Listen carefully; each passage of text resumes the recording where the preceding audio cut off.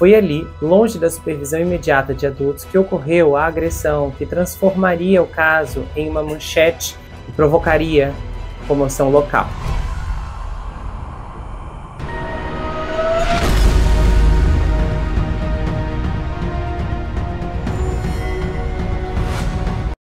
Olá pessoal, bem-vindos a esse canal. Eu sou Gustavo Negreiro, seu psicanalista favorito, e hoje estamos em mais um episódio do Na Mira, nesse caso horripilante que aconteceu recentemente. Você vai ouvir sobre o caso e depois a minha perspectiva psicológica. E logicamente não posso deixar de te avisar que Perfeito Estranho, Uma Dobra Meia-Noite está muito mais próximo da linha de chegada e antes do grande lançamento do livro, teremos uma imensa reviravolta, e a contagem regressiva para essa reviravolta, prestes a começar, é algo surpreendente e que eu espero que possa impactar a sua vida. É uma extensão do projeto que vem à tona antes do lançamento do livro. Então fique ligado, porque o pesadelo está a um passo de distância, mas nessa reviravolta, essa frase ainda vai virar. E para mais informações, você pode me seguir no Instagram, Gustavo N Psicanalista. Eu tenho compartilhado teasers com muita frequência e outras novidades também. Eu vou iniciar esse episódio agora.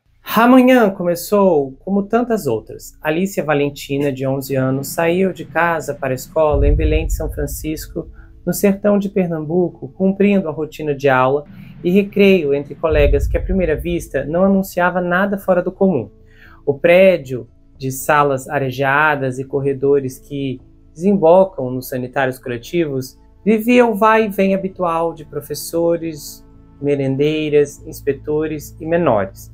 Em algum momento entre o fim de um período e o início do seguinte, Alicia dirigiu-se ao banheiro feminino. Foi ali, longe da supervisão imediata de adultos, que ocorreu a agressão que transformaria o caso em uma manchete e provocaria comoção local. Belém de São Francisco é um município de cerca de 22 mil habitantes, aproximadamente 440 quilômetros de Recife.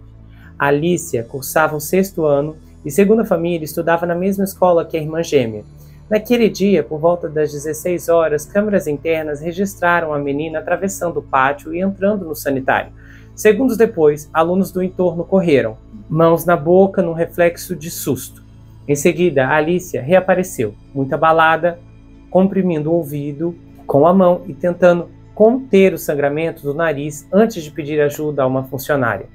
Dentro do banheiro, a Alicia foi encurralada por outras alunas. Não há nos registros oficiais divulgados até aqui a contagem exata de quantas meninas participaram ativamente, nem quanto tempo durou a agressão. O que se descreve da forma convergente é que a Alicia foi derrubada e submetida a chutes, puxões de cabelo e golpes direcionados ao rosto e ao tronco. O episódio terminou quando a movimentação chamou a atenção de estudantes do lado de fora e a seguir de funcionárias que entraram para verificar o barulho.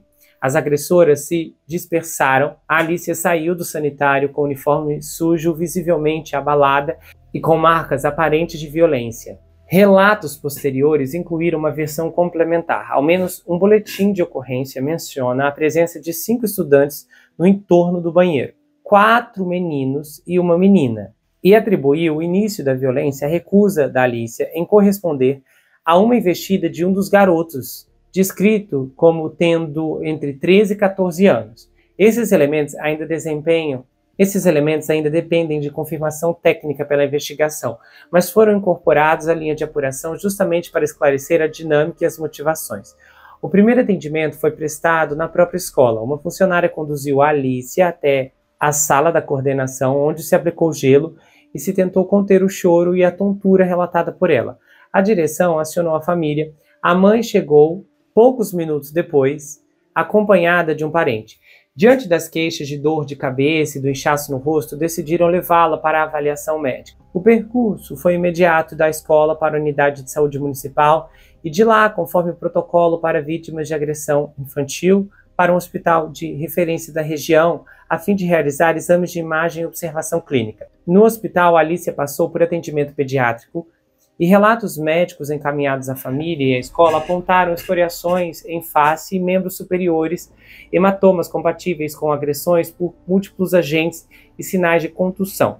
Por precaução, foi solicitada a tomografia de crânio para afastar trauma com repercussão intracraniana. A equipe prescreveu analgésicos, anti-inflamatório e a observação por 24 horas, com orientação de retorno em caso de vômitos, sonolência excessiva, piora de dor ou visão turva. A família publicou mais tarde imagens das marcas, o que ajudou a impulsionar a repercussão do caso, mas também acrescentou pressão pública sobre a escola e o poder municipal. Paralelamente, a família também apresentou outra sequência de fatos, também sob verificação oficial. A entrada inicial teria ocorrido no Hospital Municipal José Alventino de Lima, em Belém de São Francisco, de onde Alicia foi liberada após medicação sem exames de imagem.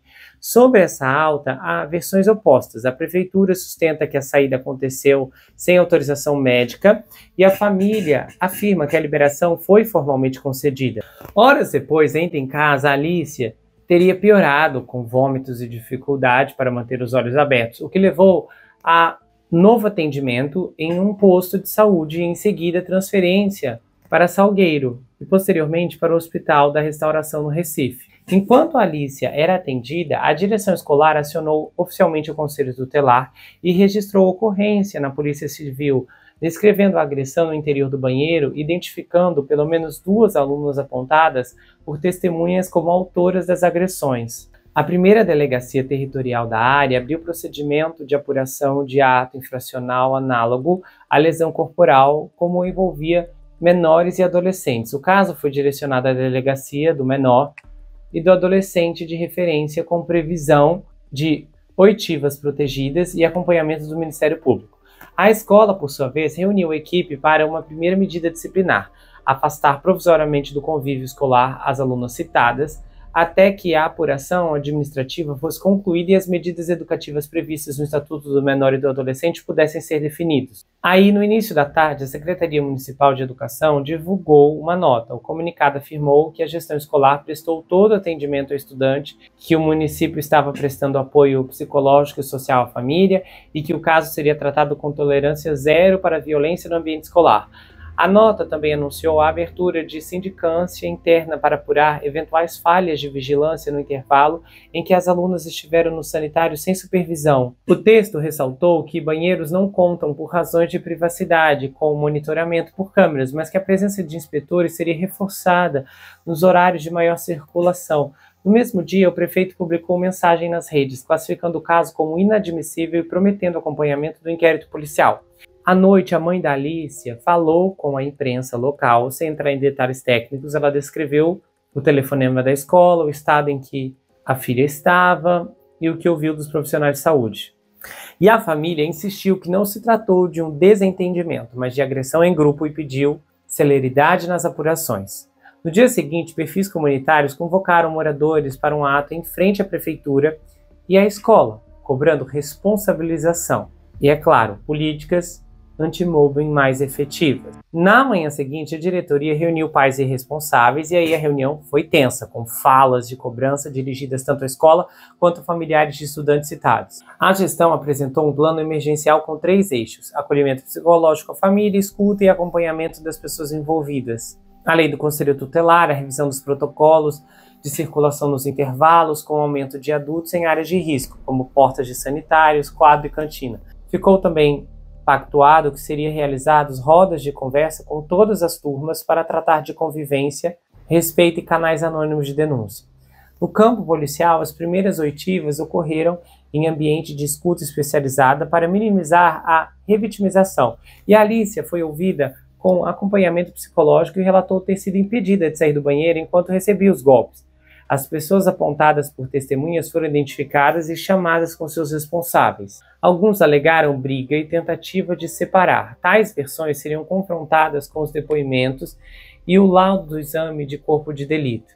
A polícia solicitou à escola os registros de entrada e saída de aula, imagens de câmeras dos corredores e a escala dos funcionários do horário. Nos dias seguintes, a discussão pública se ampliou. Professores relataram a dificuldade prática de vigiar banheiros e corredores com quadro de pessoal reduzido. Pais cobraram a presença contínua de inspetores e protocolos claros para prevenção e resposta a episódios de violência entre alunos. A secretaria anunciou parceria com a rede de proteção social do município para capacitar docentes, equipe de apoio em identificação precoce de conflitos e mediação escolar. E o Ministério Público informou que acompanharia o caso para verificar a adequada aplicação de medidas socioeducativas e recomendar ajustes na política de segurança escolar. E aí, a partir da segunda ida a serviços de saúde, o quadro evoluiu de forma desfavorável. Após ser estabilizada em Salgueiro, Alicia foi transferida para o Hospital da Restauração no Recife, onde permaneceu internada em estado crítico. Então, na noite de 7 de setembro, 4 dias após a agressão, ela não resistiu.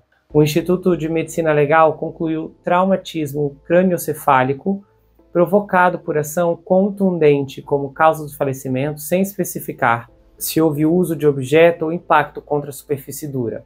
O corpo retornou a Belém de São Francisco na madrugada do dia 9 com velório no cemitério público. A prefeitura cancelou as comemorações de 7 de setembro e decretou luto oficial por 3 dias. Com o óbito, a Polícia Civil reclassificou a apuração do auto infracional, de lesão corporal para lesão corporal seguida de falecimento ou homicídio, conforme a definição final do Ministério Público, sempre observando a condição de menores de idade dos envolvidos. Um novo boletim de ocorrência foi formalizado pela família, acrescentando os desdobramentos clínicos. A linha de investigação ampliou a análise de imagens, o cruzamento de depoimentos e a perícia indireta de tempo e trajeto dentro da escola, além da verificação de eventual premeditação. Em paralelo à apuração da agressão, abriu-se um flanco específico para apurar o atendimento médico inicial, e a prefeitura reitera que não houve negligência e que o município prestou apoio desde o princípio. E familiares sustentam que a primeira alta hospitalar sem exames de imagem foi um erro determinante. Acontece que esses pontos serão apurados em procedimento próprio, com coleta de prontuários, protocolos e depoimentos das equipes que participaram dos atendimentos sucessivos. No âmbito escolar, a sindicância interna consolidou relatos de servidoras que ouviram a movimentação no banheiro e o fluxo de providências adotadas após a ocorrência. Como medida administrativa, além do reforço de pessoal, foram definidos rondas fixas nos minutos finais de cada aula, checagens presenciais nas entradas de sanitários e registro formal de qualquer conflito relatado por estudantes. A direção também estruturou um plano de acolhimento às turmas, inclusive com escuta protegida para colegas da Alicia, e acionou a rede socioassistencial municipal para suporte contínuo às famílias envolvidas. Por envolver adolescentes, a responsabilização tramita pelo sistema socioeducativo e, confirmadas autoria e circunstâncias, o Ministério Público poderá representar por medidas como advertência e prestação de serviço à comunidade, liberdade assistida ou internação conforme gravidade e histórico individual. Além disso, também pode haver responsabilização civil dos responsáveis legais e a investigação também apura se houve participação dos rapazes no cerco à vítima, como indicado em relatos iniciais, ou se a agressão se concentrou entre alunas, como descrevem outras testemunhas. Esse esclarecimento é central para delimitar quem responderá pelo quê. A cidade reagiu com vigílias, faixas e pedidos públicos de justiça por Alicia, e colegas de classe organizaram um cortejo silencioso e a escola, ao reabrir, realizou atividades de escuta e orientação com atenção especial às rotinas de segurança nos corredores e à proteção de estudantes em áreas sem câmeras, como banheiros, por razões de privacidade. A discussão, que começou nas paredes de um sanitário, tornou-se em poucos dias um debate mais amplo sobre prevenção de violência escolar, supervisão efetiva e canais de denúncia seguros para a criação de adolescentes. Agora as autoridades vão tentar reconstituir integralmente tudo o que aconteceu, e essa assimilação vai passar por 3 camadas: o que as câmeras mostraram antes e depois do banheiro, e o que os exames forenses indicaram sobre a natureza dos golpes e que os depoimentos cotejados sustentam como sequência lógica dos fatos. A justiça, para o caso específico, virá das medidas socioeducativas e cíveis cabíveis da apuração sobre o atendimento médico e da reparação possível à família. Pessoal, o que aconteceu? Eu liguei para o meu irmão e nós conversamos sobre esse caso, inclusive sobre outro também. E assim que a chamada foi finalizada, eu percebi que a câmera não estava ligada e eu perdi integralmente a nossa conversa. Então eu fiz uma solicitação para que ele fizesse um respaldo mais sumarizado dessa vez e me encaminhasse em áudio para que eu pudesse compartilhar aqui com vocês.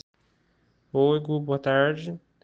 Então, no caso da Alice Valentina, por ela ter ali 11 anos, se essas agressoras também forem contemporâneas a ela e tiverem essa idade aí de 11 anos, provavelmente elas...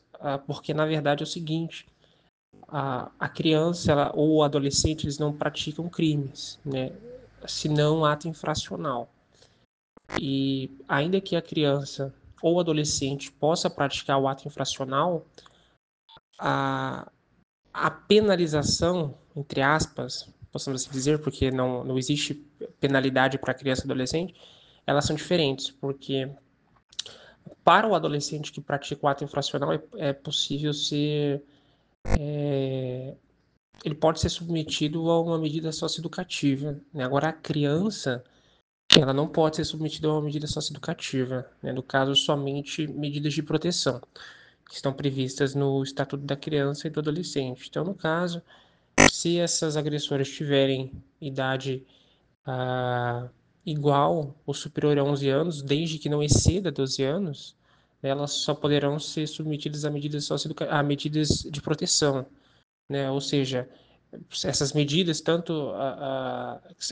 medidas essas que são impostas pelo Conselho Tutelar, então, como advertência ou até mesmo o próprio acompanhamento psicológico, há um rol, né, de medidas de proteção lá no Estatuto da Criança e do Adolescente. Agora, se elas tiverem idade igual ou superior a 12 anos, elas podem ser submetidas a medidas socioeducativas, né? Então, é possível, temos como podemos elencar como uma medida socioeducativa, à luz do ECA, a prestação de serviço à comunidade, temos a própria internação, né, a liberdade assistida, dentre outras medidas socioeducativas.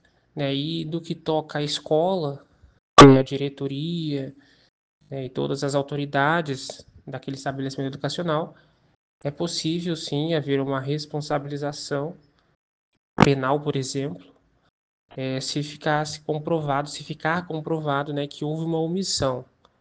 Né? Então, por exemplo, se ficasse comprovado que essas agressões eram contínuas e que a diretora tinha conhecimento disso, ela poderia ser responsabilizada por lesão corporal por omissão imprópria. Né? Então, à luz ali do artigo 13º, parágrafo 2º, inciso 3, na verdade, inciso 3 não, inciso 3 ou inciso 2 também, porque ela pode ser enquadrada como uma garantidora, ela poderia ser responsabilizada sim por omissão imprópria. Nossa, eu fiquei assim estarrecido quando eu soube desse caso, porque é um grau de brutalidade diferente, ó. E essas questões são extremamente complicadas, igual quando... Eu sei que em algumas circunstâncias existem elementos específicos que talvez a escola poderia ter contido, mas existem outras situações que eu não consigo ver, a menos que os professores, os funcionários da escola tivessem o dom de ver o futuro para conseguir prever. Ah, mas não tem monitoramento no banheiro. Eu não sabia que precisava ter até esse caso. Em nenhuma escola que eu estudei tinha monitoramento no banheiro, sinceramente. O máximo que eu recordo é de ter 1 ou 2 professores no pátio durante o recreio e mais nada. E eu já estudei assim, em escolas bem grandes. Eu não sei o que é pior aqui, eu até queria ter mais informações para compreender o que aconteceu, porque é tudo tão absurdo. Se foi meninos que agrediram porque ela não quis beijar um deles, não faz, sabe, não parece ser uma coisa que vários meninos fariam, a menos que o rejeitado, se foi isso que aconteceu, partiu para cima dela. Isso até a gente imagina agora. Os outros meninos formando essa irmandade, você não quis o cara, vamos partir para cima de você. É surpreendente aqui. Ao mesmo tempo que eu também fico chocado se um grupo de meninas avançou em cima dela. Meu Deus, 6ª série, tudo bem, todo mundo, nós sabemos que existem agressões e quem já passou por experiência de bullying sabe que intercorrências gravíssimas e inaceitáveis acabam acontecendo e vitimizando muitas pessoas, mas normalmente nós estamos falando de agressores isolados, né? Então tem um perpetuador e uma vítima. Agora, várias pessoas agredindo ao mesmo tempo, sem o menor propósito aqui, eu não achei que a menina ia perder a vida. Sinceramente, eu fiquei horrorizado. Me lembro até, eu queria muito que aquele garoto que foi envenenado, eu fiz aqui o caso, acho que foi o bolinho de aipim. Meu Deus do céu, acho que foi um dia depois que eu lancei o vídeo. Acho que eu lancei o vídeo no sábado, no domingo, veio a notícia que ele faleceu. Eu queria muito que o resultado aqui tivesse sido diferente. E se eu compreendi bem, ela ainda estava falando depois que foi internada. Possivelmente a família pode ter sido pega de surpresa quando o estado dela se complicou. E na verdade é uma montanha-russa, porque ela foi para o hospital, foi para casa, começou a passar mal, voltou para o hospital. Eu não sei o que será dessa família a partir de agora, mas eu tenho convicção que eles estão enfrentando horas de muita dor.